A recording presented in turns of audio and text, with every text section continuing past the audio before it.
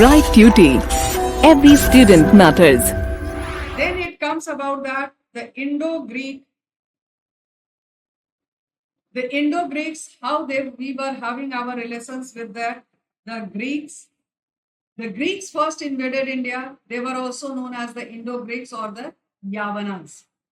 The moment it comes means that they were the Indo-Greeks. They entered India through the passes, which was Khyber and the Bolan from Afghanistan.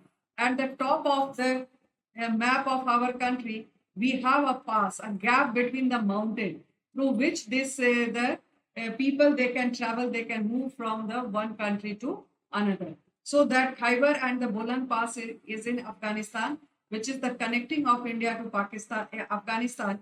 They captured a large area of lands in northwestern India at the beginning of the 2nd century. However, they failed to establish their rule.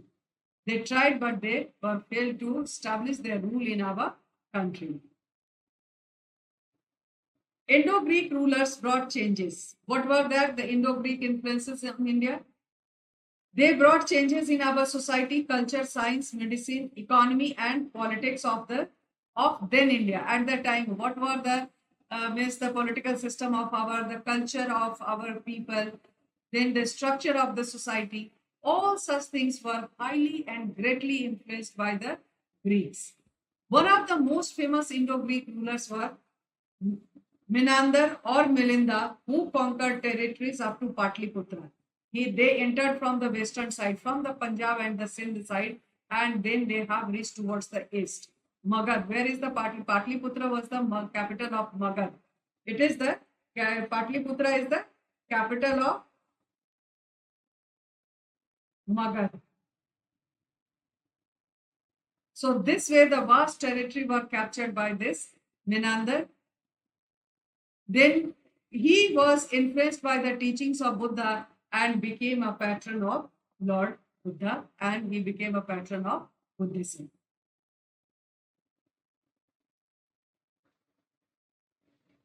Greek influences on India. These are the certain points given even in the textbooks also. Textbook also. The Indo-Greeks first minted gold coins. Who has minted the gold coin first? They were the Indo-Greeks. The credit goes to Indo-Greeks. The coins were attributed to the rulers.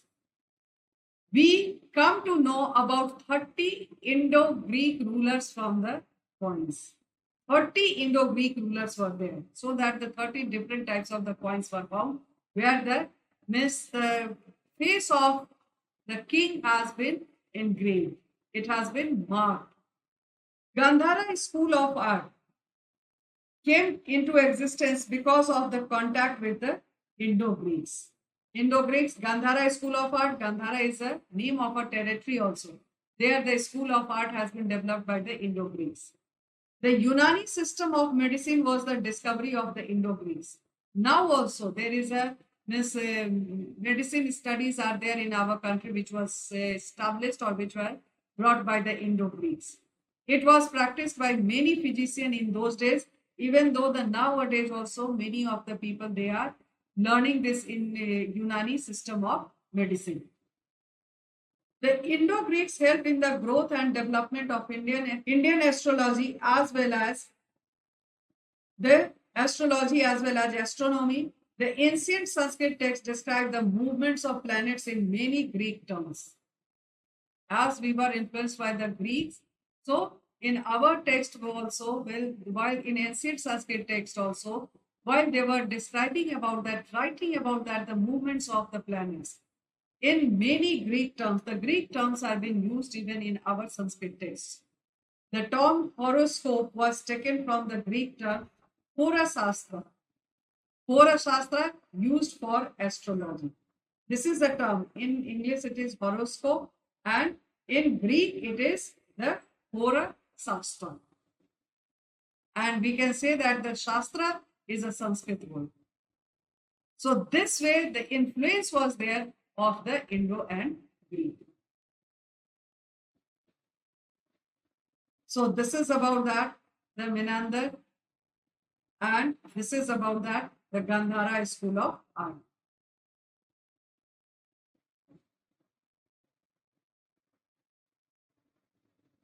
gold coin.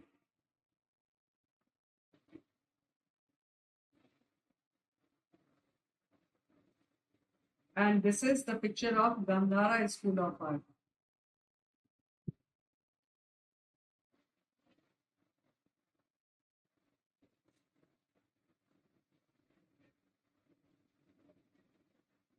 Then it comes about the Shakas. The Shakas were the nomads of Central Asia. So these are the countries, western side and the eastern side, as well as our relations and contacts with the Central Asia. They ended the Greek sovereignty over Bactria. They established their rule in the country and they invaded India and established their rule in Sindh and Saurashtra in the western India. So from the western side, they entered our country. First of all, they ended the Greek sovereignty was ended by this Saka rulers. They were the nomadic people from the Central Asia and they established their rule in our country from the western side, Sindh and Saurashtra. This is the Mois or Moga was the first Saka king. This is the name of the king, name of the ruler of the Saka. The accomplishments of Moga are known from a series of coins and inscriptions which were released. Coins were minted and the inscriptions were released or written during his period. He brought Gandhara under his rule. Gandhar was also captured by him. However, the most powerful of the Saka rulers was the Rudra Daman.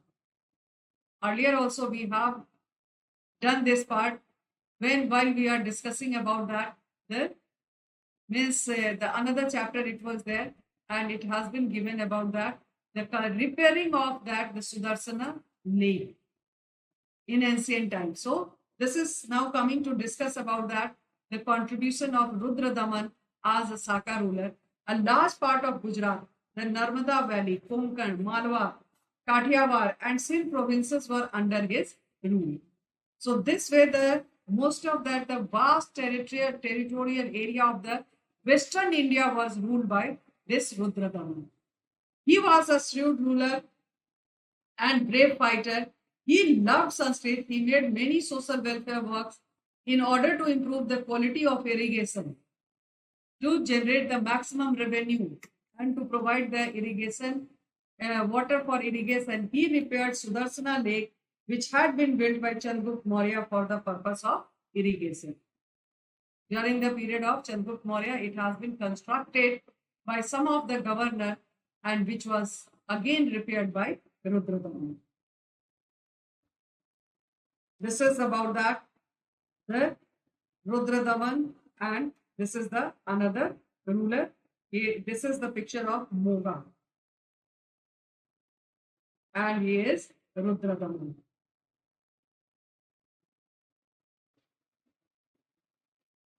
The Saka ruler. Moga was also the Saka ruler.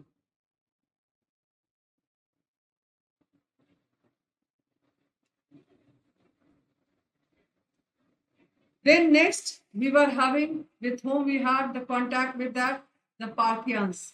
They were original inhabitant of Iran. We had a trade contact and the trade relations with Iranians also. They invaded India and captured the provinces in the northwestern part of India. It was smaller than the Indo-Greeks or the Shakas occupied territories. Whatever the territories which were occupied by Indo-Greeks or by the Saka rulers, in comparison to that, the Iranians, the Parthians, they have captured a very small area. So this is the Gondo furnace was the most powerful ruler, more powerful and the famous of the Parthian rulers. This is the name of the Gondo furnace. Gondo furnace was it is the name of the ruler of the Parthians. And Parthians were original inhabitant of Iran. Then it comes about the Kushanas. They were the very famous ruler and the very famous dynasty. The Kushanas were the tribe of steppe of Central Asia. Steppe is the grassland. What it is? It is a grassland. And the tall trees are missing in the grasslands. The Kushana rulers minted large number of gold coins. The first it was the Indo-Greek. But now they have minted the large number of gold coins. They also started the practice of carving the portrait of rulers on the coins. Now the portrait of the rulers on the coins, they have started carving it out. This was the first work done by the Kushanas. The Kushanas were the instrumental in encouraging India's trade with Central Asia and came in control of the Silk Route. As the Silk Route was passing through our country, so this route was also been controlled.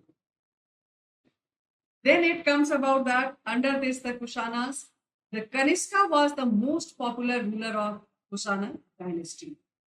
This is about that Kanishka. He is the most important ruler. This is the statue, headless statue of Kanishka. It is there at the Mathura School of Art.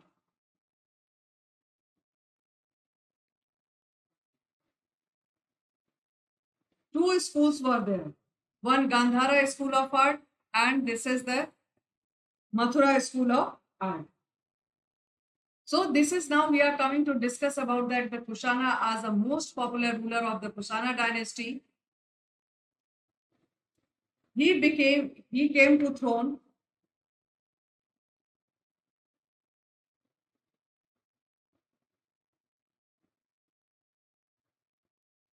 He came to the throne in 78 AD. He worked hard to make the kingdom strong in the north, and his empire consisted of Afghanistan, whole of North India, and the three Chinese provinces.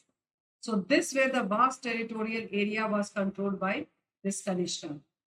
A statue of Kanishka has been found at the Mathura, which shows him as a well-built man. Just now in the previous slide I showed you, this is the headless statue of Kanishka. How well built this statue is that, and that only depicts that what it says that this is the statue of Kanishka has been found at Mathura, which shows him a well-built man. There's a very strong physical appearance was there with this Kanishka. He was a supporter of Buddhism and gave money for building of monasteries. He took active interest in religious debates and held during that time. Many of that the religious debates were organized during the period of Kanishka. It was during his time that the fourth Buddhist council was held. The Kushana patronized the Gandhara School of Art, which developed a result of the intermingling of the Indian and foreign ideas. So they tried to mix with the ideas of the Indians with the foreign. So this way he has developed the Gandhara School of Art to develop the result of that, the mixture of the culture, mixture of the foreign ideas with the native ideas. Kanishka is believed to have created a calendar which came to be known as the Shaka calendar.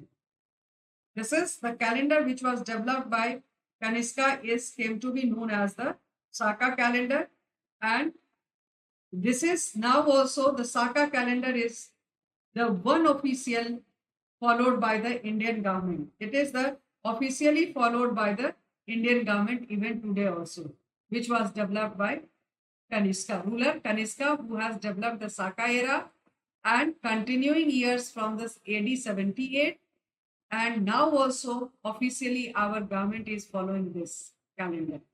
The Greeks influenced the Indian art, as a result of which Gandhara School of Art developed. The image of Buddha as made by Gandhara artists has curls like Greek gods. Means that they have the curls like the Greek gods, as it was influenced by the Greek architecture, Greek art and craft.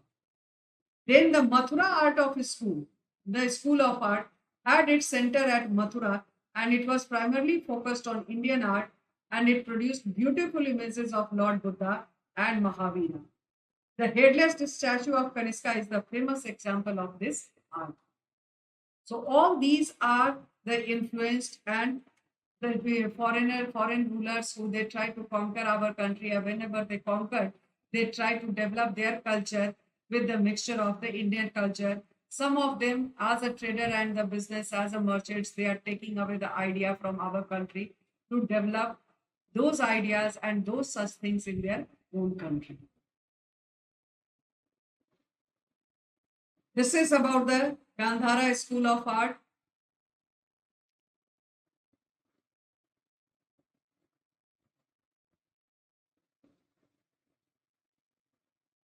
And this is the Mathura School of Art.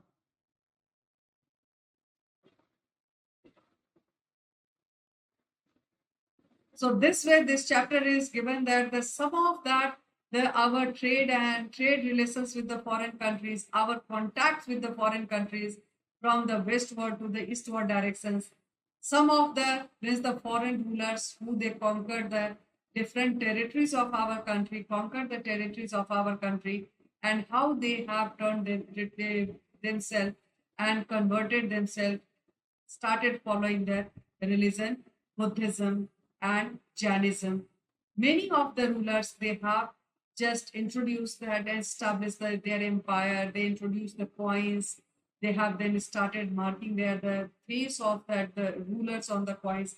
All such developments took place during this period.